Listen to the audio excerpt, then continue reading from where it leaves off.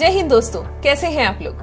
आज के दौर में वीडियो कंटेंट्स 4K रेजोल्यूशन में अवेलेबल हैं और आने वाले समय में 8K टीवी भी लॉन्च हो रहे हैं। वीडियो गेमिंग भी ऑनलाइन हो गई है, जहां पर मल्टीप्लेयर्स ऑनलाइन गेमिंग का ऑप्शन होता है। हाई रेजोल्यूशन में वीडियो प्ले करने हो या ऑनलाइन गेमिंग, इन सभी के लिए एक हाई स्पीड नेटवर्क तो चाहिए ही। और इन सब जरूरतों को स्मूथली पूरा करने के लिए 5G मोबाइल नेटवर्क की तरफ सभी की नजरें गड़ी हुई हैं। भारत में already 5G enabled smartphone launch हो चुके हैं, जैसे कि Realme X50 Pro, iQOO 3, ROG Phone 3, Vivo X50 Pro, Mi 10, Galaxy Note 20 Ultra और OnePlus 8। पर भारत में 5G मोबाइल नेटवर्क कब तक अवेलेबल होगा? आखिर होता क्या है 5G नेटवर्क? क्या 5G नेटवर्क यूज करने के लिए आपको एक नया मोबाइल फोन लेना पड़ेगा या पुराने मोबाइल पर ही 5G की स्पीड मिल जाएगी? कैसे 5G नेटवर्क आपकी जिंदगी बदल सकता है? कितनी खतरनाक होती है 5G मोबाइल फ्रीक्वेंसी और क्या कोरोना वायरस चाइना के 5G नेटवर्क के कारण ही आया है? ये सब जानेंगे इस वीडियो में। पर उससे पहले अगर आपने हमारे चैनल द नाइट सैटेलाइट को सब्सक्राइब नहीं किया है तो फटाफट सब्सक्राइब कर लीजिए और नोटिफिकेशन बेल को भी ऑन कर लीजिए ताकि आपको लेटेस्ट वीडियो अपडेट्स मिलते रहें। 5G मोबाइल नेटवर्क का मतलब है 5th जनरेशन नेटवर्क, यानी कि नेटवर्क की 5वीं पीढ़ी। फर्स्ट जनरेशन नेटवर्क में जो सिग्नल होते थे वो एनालॉग सिग्नल थे, वहीं सेकंड जनरेशन मोबाइल नेटवर्क में सिग्नल डिजिटल हो गए हैं। फर्स्ट जनरेशन से सेकंड जनरेशन जाने में फ्लेक्सिबिलिटी और सिक्योरिटी दोनों बढ़ गई। वहीं थर्ड जनरेशन मोबाइल नेटवर्क के साथ सिग्निफिकेंट मोबाइल डेटा भी अवेलेबल होने लगा। फोर्थ जनरेशन मोबाइल नेटवर्क ने इस इंटरनेट स्पीड को काफी बेहतर किया है। 4G इंटरनेट स्पीड की वजह से मोबाइल फोन अब एक स्मार्टफोन हो गया है और इसने बहुत सारे डिवाइसेस की जगह अकेले ही ले ली है। लेटेस्ट है 5th जनरेशन मोबाइल नेटवर्क और यहाँ पर आपको मिलने वाली है एक सुपर स्पीड और नो मोर लेटेंसी। 4G नेटवर्क में औसतन 15 Mbps यानी कि 15 मेगाबिट्स पर सेकंड की स्पीड मिल सकती है। वहीं 5G नेटवर्क में 3 बैंड होते हैं, लो बैंड, मिड बैंड और हाई बैंड। हाई बैंड को मिलीमीटर वेव्स भी कहते हैं, जो कि 24 से 52 Gbps फ्रीक्वेंसी पर काम करती है और हमें 7.5 Gbps की स्पीड मिल सकती है, जो कि 4G नेटवर्क की स्पीड से 500 टाइम्स ज्यादा है।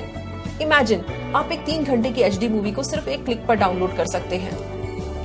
5G नेटवर्क की स्पेशलिटी सिर्फ इसकी स्पीड ही नहीं है, बल्कि आपको एक नो लेटेंसी एक्सपीरियंस भी मिलता है।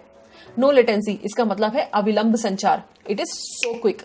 और इसकी स्पीड और नो लेटेंसी की वजह से 5G नेटवर्क को रोबोटिक टेक्नोलॉजी, जैसे कि बिना ड्राइवर की कार और रिमोट सर्जरी, मतलब डॉक्टर कहीं दूर बैठा होगा और किसी मशीन की मदद से सर्जरी कर सकता है, क्योंकि अब आदमी और मशीन के बीच कम्युनिकेशन में कोई भी टाइम लैप्स नहीं होगा। इसके साथ ही 5G हॉटस्पॉट से 4G हॉटस्पॉट की तुलना में 100 गुना ज्यादा डिवाइसेस भी कनेक्ट किए जा सकते हैं। पर हर चीज अपने फायदों के साथ थोड़े नुकसान तो लेकर आती ही है। जैसे कि मैंने बताया, 5G नेटवर्क का संचार मिलीमीटर वेव्स पर होता है, जिनकी रेंज बहुत कम होती है।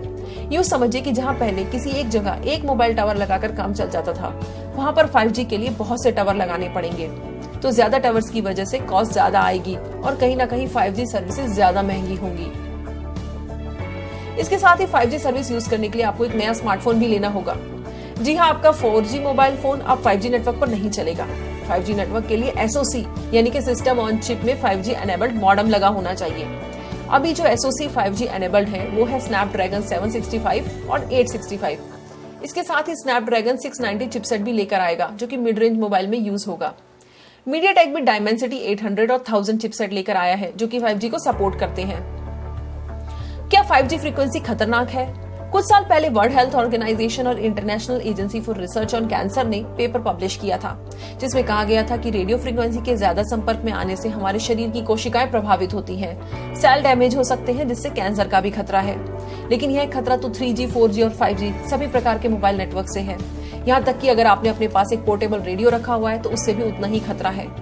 5G नेटवर्क से हमको कुछ ज्यादा खतरा होगा, ऐसा अभी तक किसी रिसर्च से साबित नहीं हुआ है। क्या कोरोना वायरस 5G नेटवर्क के कारण फैला? इंटरनेट पर एक थ्योरी चल रही है, जिसके अनुसार कोरोना वायरस का संक्रमण चाइना में 5G नेटवर्क के आने के बाद हुआ। चाइना में 5G नेटवर्क नवंबर 2019 में शुरू हुआ था और संयोगवश उसी समय के आसपास ही कोरोना संक्रमण भी शुरू हुआ था। तो बहुत से लोगों का मानना है कि 5G नेटवर्क की वजह से ही कोरोना आया। साथ ही यह भी कह रहे हैं कि 5G नेटवर्क आगे भी बहुत से वायरस के लिए करियर बन सकता है। लेकिन अभी तक यह संबंध नहीं पाया गया है कि 5G नेटवर्क और कोरोना का आपस में कोई संबंध है। अभी तक 5G नेटवर्क दुनिया के 35 से भी ज्यादा सिटीज में आ चुका है। जिन सिटीज में 5G नेटवर्क आया है वो China, Canada, Australia, USA, Germany, Japan, Switzerland, Italy, New Zealand और साउथ कोरिया के हैं। जहां तक इंडिया की बात है तो यहाँ पर 5G मोबाइल नेटवर्क 2022 तक ही पहुंच पाएगा और इसकी शुरुआत भी कुछ बड़े सिटीज के साथ ही होगी। पूरे देश में 5G नेटवर्क पहुंचने के लिए अभी कई साल लगेंगे। तो अभी से 5G स्मार्टफोन की तरफ भागने की कोई जरूरत नहीं है। अगर जरूरत हो तभी नया मोबाइल फोन परचेज करो। 5G अपग्रेडेशन के लिए नया मोबाइल लेने से अभी कोई फायदा नहीं होगा। तो दोस्तों, अगर आपको ये वीडियो पसंद आया है तो इसे लाइक कीजिए और शेयर कीजिए। साथ ही हमारे चैनल को सब्सक्राइब कीजिए ताकि आपको ऐसे ही लेटेस्ट वीडियो अपडेट्स मिलते रहे। मिलते हैं एक नए वीडियो के साथ।